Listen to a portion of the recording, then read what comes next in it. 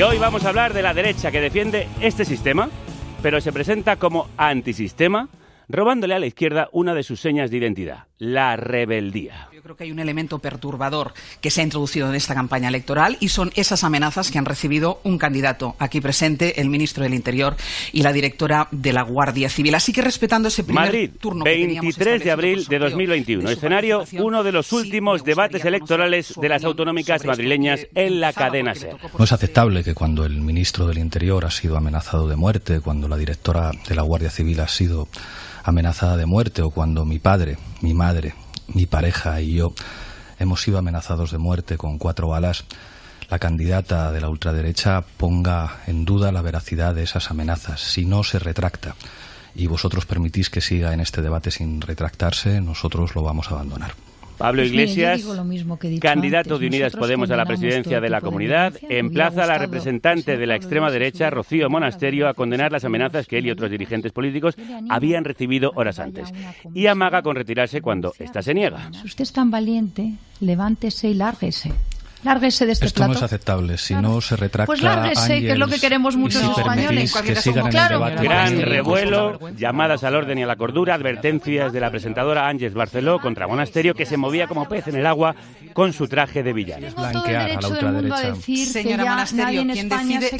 Señora Monasterio. Señora Monasterio, no, señora Monasterio, si tan valiente es, no, si es este que no se es el tono, levante, no. ¿qué? Este no es el tono que tenemos que aplicar a este debate. Eso para empezar. La transgresión político-mediática ya estaba lograda. Esa pátina de incorrección política que es la marca de fábrica del nuevo antiprogresismo globalizado, encarnado en esos comicios por 2 mujeres de menos de 50 años, la propia Monasterio y la triunfadora Isabel Díaz Ayuso. Las respuestas en piloto automático de los candidatos progresistas muestran una cierta incapacidad para plantar cara a esa derecha que se dice transgresora. Con esta escena tan icónica comienza el ensayo La rebeldía se volvió de derechas, del historiador y periodista Pablo Stefanoni, en el cual se pregunta cómo el antiprogresismo y la anticorrección política están construyendo un nuevo sentido común y por qué la izquierda está perdiendo la iniciativa rebelde. Pablo, crudos días. Hola, buenos días, muchas gracias por la invitación. ¿Se ha vuelto la rebeldía de derechas? Bueno, creo que la rebeldía no sé si la rebeldía se volvió de derechas, pero sí es verdad que creo que estamos ante una derecha rebelde o más bien transgresora, que está poniendo un poco en aprietos a la izquierda para ver cómo reaccionar frente a este tipo de cosas, ¿no? Que donde el progresismo muchas veces aparece como correcto y es la derecha la que, como se dice en algunos países, patea el tablero, ¿no? Y redefine un poco el juego, y ahí es un poco como el progresismo responde. ¿Y cómo le ha quitado esa seña de identidad a la izquierda? Sí, totalmente. Aparece un progresismo que quedó colocado por estas derechas en el lado de lo políticamente correcto, y la derecha que hace esta especie de guerrilla cultural, donde podemos ver a Vox diciendo que el feminismo de verdad son ellos, que a la diputada Macarena Olona defendiendo a Anguita y diciendo que si Anguita estuviera vivo votaría por Vox, cosas que corren un poco el eje de lo que desde la izquierda a veces espera estas derechas, y que eso las diferencia de las derechas más convencionales, ¿no? Que no estamos más preparados para responderles, ¿no? Claro, tú lo llamas extrema derecha 2.0. ¿Qué la caracteriza? Sí, en realidad ahí tomé lo de Stephen Forti, el también historiador que utiliza ese término para pensar un poco estas derechas que están en una especie de guerra o guerrilla, quizás mejor el término cultural antiprogresista, y que es lo que une a varias, ¿no? Donde de pronto empiezan a invertir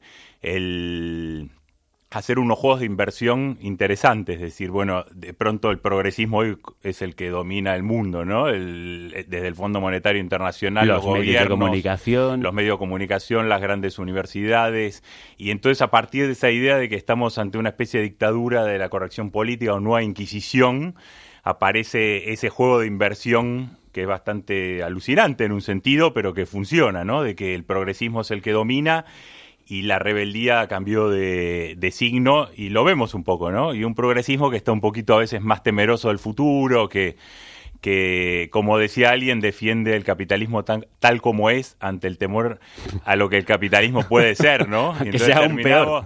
Diciendo, bueno, mejor defendámosle todo el bienestar que hay, la Unión Europea que hay, porque si no viene el Brexit, los algoritmos que nos van a dominar el cerebro y cosas así, ¿no? Conformarnos incluso ya con la socialdemocracia como lo más extremo a lo que la izquierda puede aspirar. No vayamos a ir más lejos, que nos llaman entonces radicales. Y la socialdemocracia que hay hoy también, que tampoco es la misma de hace 20 o 30 años, ¿no? Que estaba discutiendo otras cosas. Y entonces, de pronto, aunque como tú decías, no hay realmente una lucha contra el sistema, o mejor dicho, en todo caso habría que ver qué le llaman sistema a ellos, ¿no?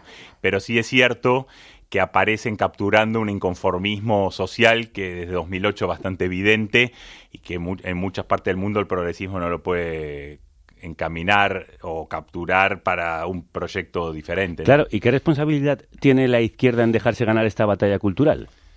Bueno, creo que hay una responsabilidad. No es todo responsabilidad de la izquierda. También, de hecho, hay responsabilidad de las derechas moderadas que perdieron también su espacio frente a estas extremas derechas. Lo vemos con el PP, lo vemos en Chile con Kast. Ahora, en muchos lugares donde las derechas o los centros derechas también dejaron ese espacio, ¿no?, que ocupó la derecha. Pero es cierto que la izquierda está perdiendo, me parece, la bandera, sobre todo de la batalla por el futuro, ¿no? Me parece que es un mundo el que vivimos hoy donde casi, si saliéramos acá a la calle a hacer una encuesta, la mayoría de la gente cree que el futuro va a ser peor, ¿no?, que el presente y que el pasado. Y me parece que en esa idea de mitificar un poco el pasado porque el futuro va a ser peor es donde se cuelan estas extremas derechas, y ahí la izquierda, que siempre peleó tuvo la bandera del futuro, me parece que hoy ya no la tiene más, ¿no? Por razones, bueno, que podemos charlar horas, ¿no? Sí, debería de hecho encontrar herramientas para hablar de un presente más apetecible y construir un futuro en común, más fuerte. Sí, creo que ahí hay también quizás una cuestión que obviamente todos sabemos que está, pero que no es fácil de resolver, que es como la izquierda reconecta con cuestiones también materiales, ¿no? Y con los de abajo, con los que sufren muchas consecuencias del sistema, y no solamente con cuestiones más societales o culturales, que están muy bien, pero que a veces vuelve a la izquierda un poco elitista para una parte de la población que siente que no le están hablando, ¿no? Que es una mayoría que no encaja en ninguna de las facetas más identitarias, y entonces sienten que no le están hablando, y ahí viene, bueno, Alternativa para Alemania, Vox, Marine Le Pen, ahora Zemmour, etcétera, y empiezan a tener un discurso que explícitamente les habla. Uno podría decir que es falso, que es mentiroso, que no están defendiendo los intereses de esa gente, pero bueno, ahí están. Les funciona, si han sabido utilizar esa baza, como dices, en muchísimos países. ¿Qué es lo que une a todas estas derechas? Mira, creo que lo que une es básicamente como una especie de odio antiprogresista, porque si uno mira en verdad en América Latina y en Europa, la verdad, son distintas cosas. En América Latina no está el tema del Islam, que es clave para entender el auge de la extrema derecha en Europa, ¿no? Sin el temor a la islamización y todo eso no hay extrema derecha, por lo menos no esta que conocemos. Pero si luego sí vemos puntos en común, que vienen desde Bolsonaro hasta Trump, pasando ahora por la ultraderecha en Argentina, en el país del que tú vienes, el propio Kast. Sí, una mezcla de cosas ahí. Con la pandemia creo que emergió un tipo de libertarismo nuevo, antiestatal, bastante interesante, que puede ir desde Díaz Ayuso aquí en Madrid hasta Kast o Javier Milei en Argentina, Bolsonaro, un rechazo a distintas formas de progresismo, esto de la corrección política, de lo que llaman algunos el buenismo, la defensa de los inmigrantes o incluso de la justicia social, ¿no? Hay toda una derecha ahora que volvió como un discurso de una especie de capitalismo heroico tipo Ayn Rand, Rebelión del Atlas y toda esa versión más libertaria que está circulando también, y así se junta gente que a priori no tendría tanto en común. Si uno mira, decís, bueno, esto y esto, ¿por qué se junta, no? Unos que defienden estados autoritarios como Orbán y otros que defienden prácticamente la extinción del Estado, como algunos que se autodenominan anarcocapitalistas, libertarios, y sin embargo están todos como en el mismo barco antiprogresista, ¿no? Me parece que el antiprogresismo es como la palabra clave para ver por qué se une cierta gente alrededor del mundo en estos internacionales reaccionarias, ¿no? Sí, de hecho hay una internacional neoconservadora. ¿Esto es una respuesta a lo que fue la rebelión de los años 2011-2012 frente a la primera crisis económica de este siglo? Bueno, puede ser. Por lo menos sí, quizás hay una especie de escenario de mundo, yo ponía ahí como post-indignado, donde me parece que sí, la indignación sigue, pero se perdieron un poco las imágenes de emancipación y de transformación que tenían que incubaban esos movimientos. Y entonces hoy es un puro cabreo sin perspectivas de transformación progresiva. Entonces ahí me parece que se cuela esto, ¿no? Más nihilista, más retroutópica, como algunos dicen. La indignación ha cambiado de bando. Un poco, creo que obviamente hay ejemplos, uno podría siempre tomar contraejemplos, decir si Chile gana la izquierda el domingo que viene, bueno, claro, la izquierda sigue ahí, el progresismo no está afuera, pero me parece que sí, si uno mira de estos 3 últimos años, hay un cierto cambio de bando de la indignación en muchas partes del mundo y de la política de las calles, ¿no? Para entender mejor de qué estamos hablando en este interesantísimo libro, se volvió La rebeldía de derechas, publicado por Clave Intelectual, incluyes un diccionario. Glosario para entender a las nuevas derechas.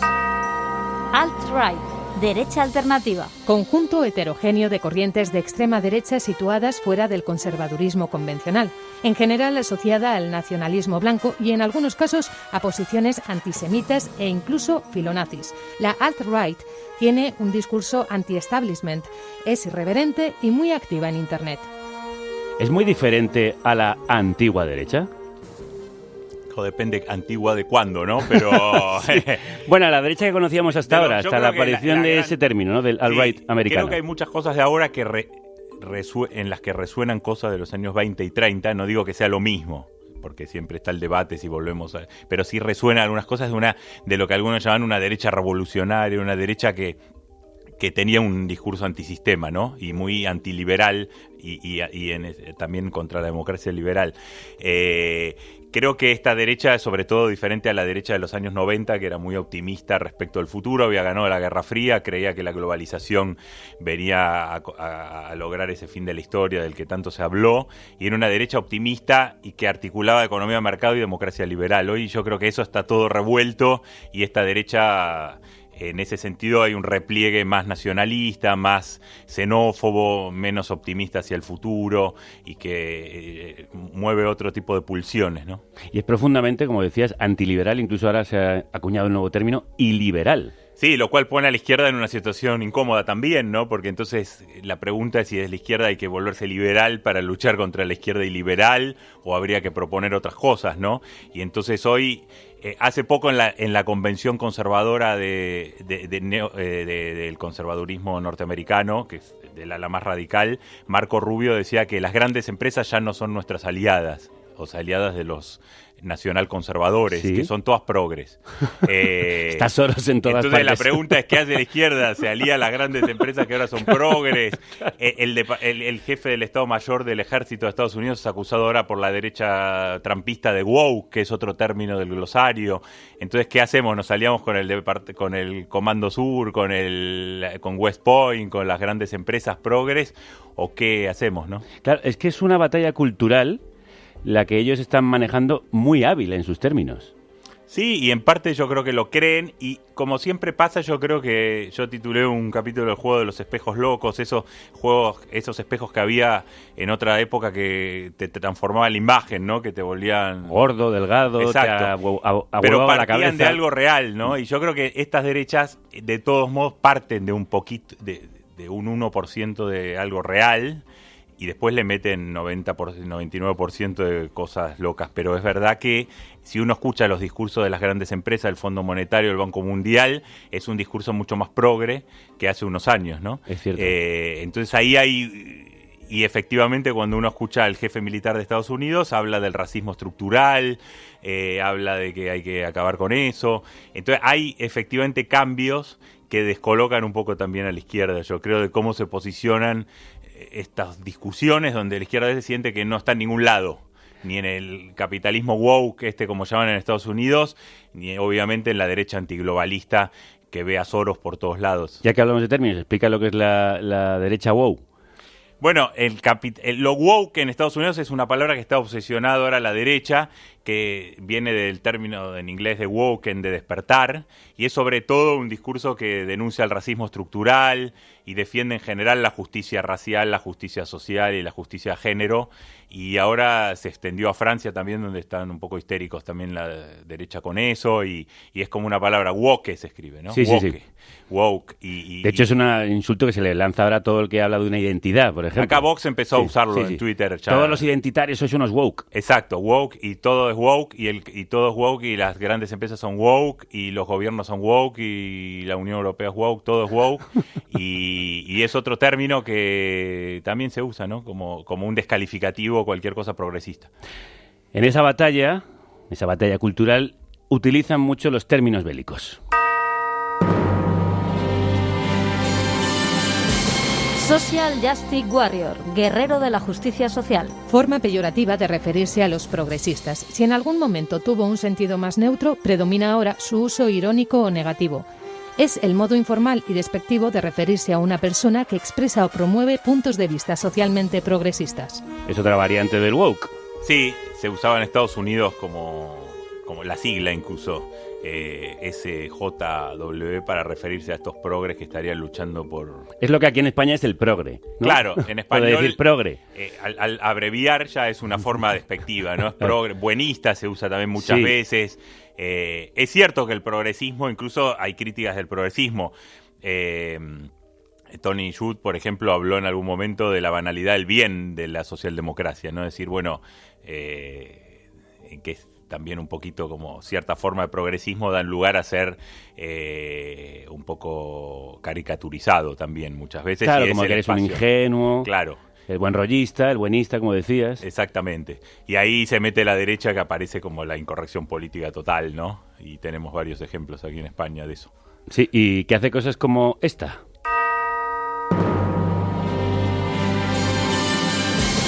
Doxing. Compilación y difusión de datos personales de una persona en Internet, incluidas en ocasiones la dirección y el número telefónico, para facilitar el acoso y el hostigamiento. No conocen límites.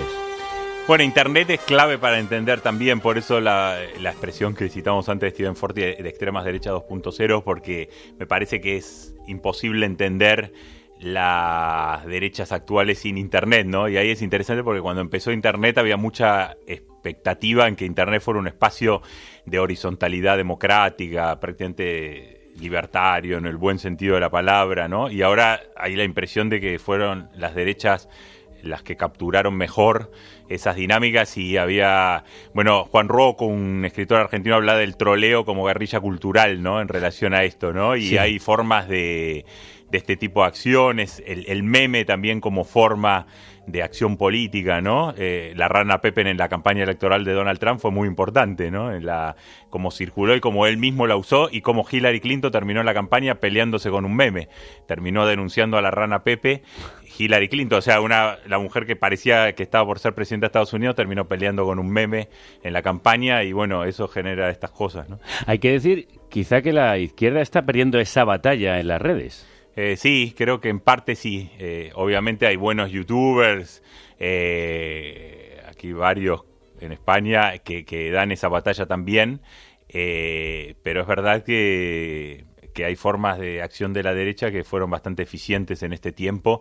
Se habla mucho ahora de la fake news, pero también, más allá de lo fake que pueda hacer esto, de cierta habilidad, porque bueno, mucho de esto de la incorrección política, el anonimato y las formas de racismo, misoginia y demás, es más fácil que las use obviamente la derecha, y a veces pueden ser, entre comillas, divertidas, ¿no? Y circular mucho. ¿Y cómo habría que hacerle frente? Esa es la gran pregunta, ¿no? Quizás reforzando esa dimensión, quizás suena un poco ingenuo, pero me parece que la dimensión del humor en la izquierda fue a veces un poco subestimada, y aparece un poco el progresismo muy solemne, ¿no? Por eso me parece que el papel de youtuber, de ciertos influencers de izquierda hoy, es bastante clave para responder, quizás en otros términos. Por eso decía ahí un poco lo que leías al comienzo, a veces el antifascismo clásico del no pasarán no sirve tanto, ¿no? Para enfrentar a estas derechas, y quizás un poco ridiculizar a estos que nos quieran ridiculizar funciona un poco mejor, y dar esas batallas me parece que tiene que ser clave en el progresismo también, ¿no? Por cierto, hago un paréntesis, hablando de youtubers influyentes, hoy presentas el libro con Facu Díaz. que creo que es uno de los que está dando esa batalla, sí, ¿no? Con mucha solvencia, mucha competencia. Un grande. Y mucho carisma, ¿no? ¿Dónde presentáis el libro? En el taller de Contexto. Muy bien. ¿A partir de qué hora? De las 20:30. 20:30, en Madrid. Muy bien, pues hablaba Pablo de esa derecha complejada que hace uso constante de la incorrección política. No tener tabúes, límites morales ni restricciones a la ironía da una enorme ventaja a la alt-right frente a la izquierda en este campo de lucha. El racismo, el sexismo y la provocación por la provocación pueden ser muy divertidos y es evidente que los chaneros y otras tribus de la web se aprovechan de ello. Además, sabemos que el progresismo puede ser muy aburrido y también se aprovechan de ello. Por eso la lucha suele ser cuesta arriba en estas virulentas batallas virtuales. ¿Qué son los chaneros? Bueno, 4chan fue una plataforma que tiene varias entradas, varios foros, pero en la campaña de Trump se apropiaron bastante de uno de esos foros, estas derechas alternativas, y ahí fue donde circuló mucho la rana Pepe, que era un personaje que... ¿De la que antes hablabas? De la que antes hablaba, que no era reaccionaria, pero los decidieron en el foro apropiarse de la rana Pepe, por ejemplo, y volverla inutilizable para el progresismo. Entonces le pusieron bigote de Hitler, aparecía violando mujeres, cosas así, como para que el progresismo no la pudiera usar más. Incluso su creador inició una campaña que era Salvemos a Pepe y no lo logró. Y en esos foros aparece un lenguaje muy descarnado, ¿no? Muy anónimo y demás, de jergas y cosas, y figuras como, ahora se habla también de los incel, ¿no? Estos célibes involuntarios, estos jóvenes que se presentan como perdedores, losers, los machos beta y demás, que suelen ser muy activos en estas cosas de las derechas alternativas y demás, y de circulación de muchos de esos tópicos. ¿Está calando entre los más jóvenes? ¿La derecha esta?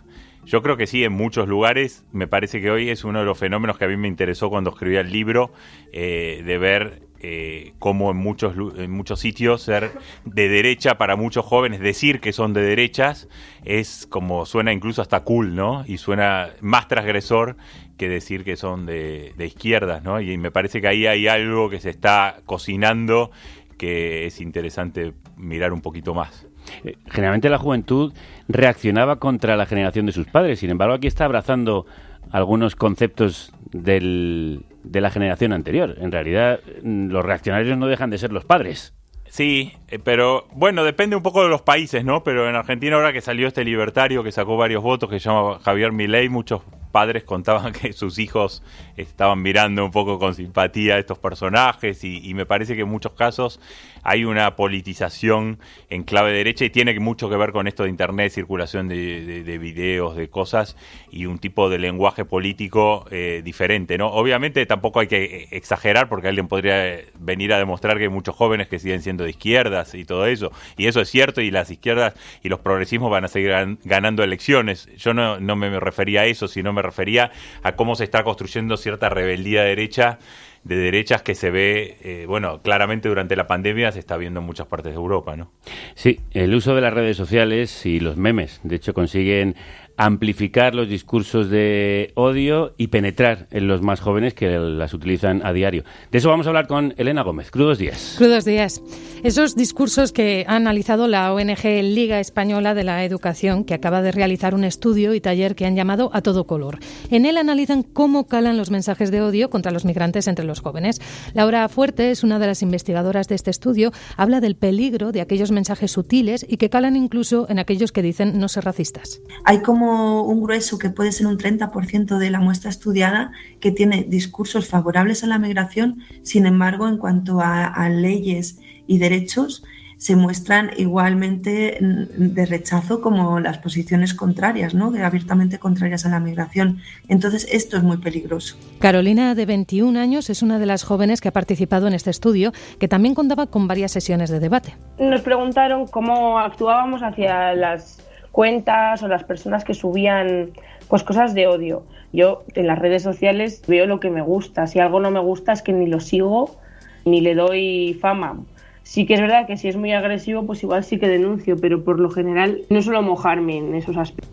El último boletín de monitorización del discurso de odio en redes sociales, publicado en noviembre por el Observatorio Español del Racismo y la Xenofobia, advierte del incremento de discursos de odio anti-inmigración. La red social con más contenido de odio notificado fue TikTok, con 204 casos, que suponen un 29% más de la totalidad de los delitos de odio denunciados. Le siguen YouTube, Instagram, Twitter y Facebook. En el estudio A Todo Color han distinguido entre distintas estrategias en los discursos. La primera, la homogeneización, ¿no? Y la diferenciación, el crear un grupo totalmente diferente al nosotros. Luego está la amenaza, ¿no? El volcar en ese grupo todo tipo de problemas sociales. Y después la desinformación, cómo se destacan las cosas positivas nuestras y se destacan las negativas de los otros, o sea, como ciertas formas, ¿no?, de cómo se presenta la información.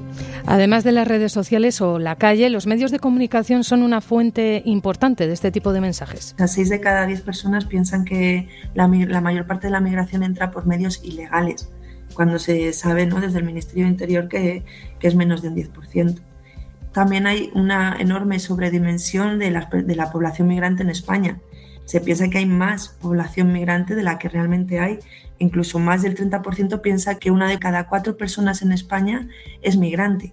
O sea, son cifras muy altas, ¿no? Entonces sí que se percibe ese imaginario de sobredimensionado, ¿no? Y además muy enfocado en pateras, en saltos de valla y en migración ilegal, que es en grupos donde la mayoría se muestra pro migración, cuesta que los jóvenes reconozcan que les afecta este tipo de mensajes de odio. Es muy complicado que las participantes digan algo en contra de la migración, que eso también nos hace flaco favor. Pero sí que en algún momento ha habido alguna persona que sí que ha admitido que siente miedo ante la escucha de ciertos mensajes de forma muy continua y muy repetida, ¿no? Y se ponía el ejemplo de la pérdida de la identidad cultural en España por tanta migración. En el caso de Carolina, la joven participante, precisamente el debate fue de lo más positivo. Y yo me apunté sola, la gente con la que fui no la conocía y me gustó mucho saber la opinión de gente que no conozco acerca de esto y me parece que fue todo muy respetuoso, cada uno teníamos nuestro espacio, me sentí muy cómoda para poder decir lo que pensaba aunque igual estuviese algo mal y que de cierta manera abrí un poco los ojos acerca de las redes. El estudio también señala que las posturas anti-inmigración tienden a compartir y publicar más contenido que aquellas personas que, como Carolina, prefieren no opinar en la red. Elena, muchísimas gracias. A vosotras. Esto me lleva a 2 preguntas fundamentales. Pablo, ¿qué influencia tienen los medios de comunicación y las plataformas y redes sociales en el auge de esta nueva derecha, de la ultraderecha? Bueno, creo que en muchos casos sí tienen, digamos, son figuras muchas veces que también pasan, a veces se habla mucho de Internet, hablamos antes de las redes y demás, pero también creo que los medios convencionales tienen muchas veces también estas figuras dan rating. Donald Trump se había hecho famoso también en los medios convencionales. Ahora tenemos el caso de Éric Zemmour en Francia, que surgió de los grandes medios conservadores y fue ahí tertuliano y autor de bestsellers. Entonces también esta que mencionaban antes, ¿no?, de las percepciones que hay, ¿no?, de cuántas migrantes hay en los países, ese tipo de cosas, es cierto que ahí los medios creo que sí tienen una responsabilidad en cómo se construyen esas sensaciones, ¿no? De pronto son el 25% y después quizás es el 1%, ¿no? Sí, aquí se habla de invasión con cierta frecuencia cuando nos referimos a migrantes. Bueno, ahí hay otra palabra del léxico de la derecha que ahora Zemmour en Francia lo está tomando muchísimo, es esa idea del gran reemplazo, ¿no? La idea de que la población europea blanca está siendo y cristiana está siendo reemplazada por migrantes no blancos. Término utilizado por el ensayista francés Renan Camus para denunciar el reemplazo del pueblo y la civilización franceses y europeos por no europeos, sobre todo árabes musulmanes. Se trataría de un reemplazo demográfico, pero también cultural. Pero ahí, insisto, quizá también están fallando los medios de comunicación que se llaman a sí mismos progresistas, o que están en el ala del centro-izquierda o izquierda, que no tienen un discurso para dinamitar esta teoría del gran reemplazo, por ejemplo. Sí, totalmente. No, ahí yo creo que es necesario ver cómo se informa y cómo se debaten los temas hoy globales y temas societales que son claves para ver un poco dónde estamos parados, porque efectivamente ese tipo de cosas funcionan, ¿no?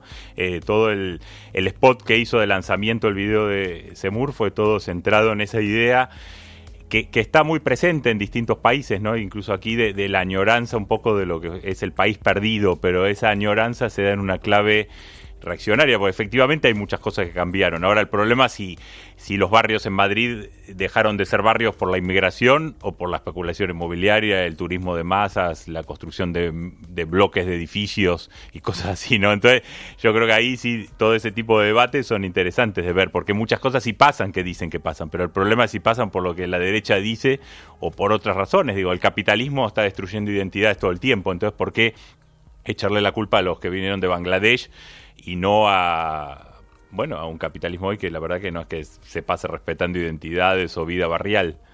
Y otras cosas no pasan en la dimensión que dice la ultraderecha que pasan. Y en estos medios, por ejemplo, se alientan ciertos discursos precisamente por sus propios intereses económicos, porque de repente aparecen anuncios de empresas de seguridad que hablan de que hay un fenómeno de ocupación, que si sales a comprar el pan, cuando vuelves te han ocupado la casa. Y esto aparece en medios que se llaman progresistas. Sí, todo eso es bastante... Bueno, viniendo a América Latina sí me sorprendía eso, ¿no? Porque en América Latina sí hay problemas de inseguridad un poco más grandes que aquí en Madrid. Sin embargo, si uno mira la publicidad de empresas de alarmas y todo eso, efectivamente parece que uno sale a desayunar y sale y hay un MENA que le ocupó su departamento y no lo puede sacar nunca más, ¿no?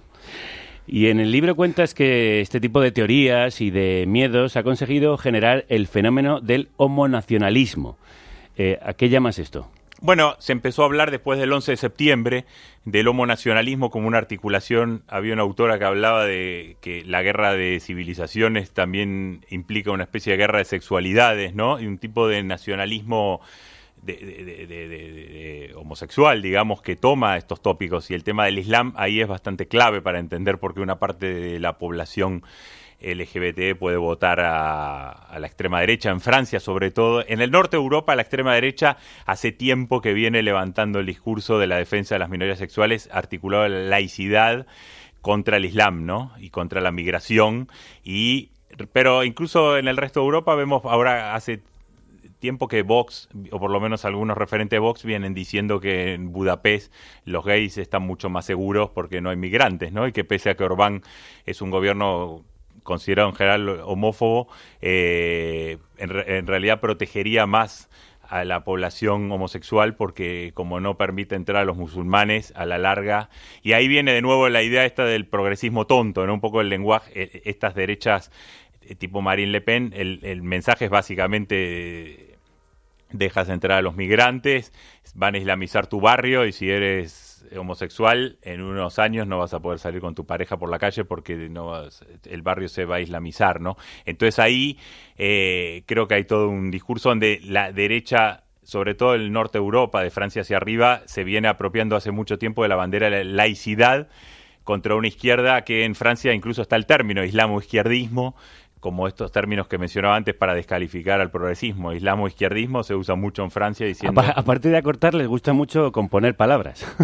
Claro, entonces la idea siempre es de un progresismo tonto que incluso va contra sus propios intereses, porque tú defiendes los migrantes, incluso de manera ingenua, buenista, esto de buenrollista que decías. Y al final viene un islamista radical, ¿no? Y luego vas a tener tu barrio lleno de musulmanes y cuando salgas con tu pareja por la calle te van a pedrear más o menos, ¿no? Entonces un poco esa es la idea, que la extrema derecha a la larga, aunque aparezca homofóbica, va a defender mejor los intereses de las minorías sexuales porque va a cerrar el país a las migraciones arabo-musulmanas, ¿no? Y la otra parte que te preguntaba es que creo que las plataformas y sus algoritmos están potenciando este tipo de mensajes, que son más polémicos y hace que aparezcan más. Y hay toda una discusión sobre ese tema, tendrían ¿no? una responsabilidad de las plataformas. Sí, ahí es todo un tema también, de las plataformas. Hay un debate que también es complejo de hasta qué punto dejarle también a las plataformas, que son empresas, la posibilidad de decidir quién habla y no en Twitter, por ejemplo, ¿no? Que surgió con lo de Trump, ¿no? Si realmente es Twitter el que debe decidir cerrar cuentas, ¿no? Porque el problema ahí es que así como hoy cierran las de Trump, mañana pueden cerrar otras y ya tienen el poder para hacerlo. Entonces ahí sí creo que hay un debate interesante para pensar cómo articular libertad de expresión con cierta lucha contra estas formas de distorsión del sentido que aparecen, ¿no? Pero como tú decías, no es solo en las redes, ¿no? En los medios convencionales también hay ese problema, ¿no? Entonces, pensar un poquito eso creo que es parte del debate que tenemos pendiente, ¿no? La pregunta final ineludible es, ¿qué hacemos, Pablo?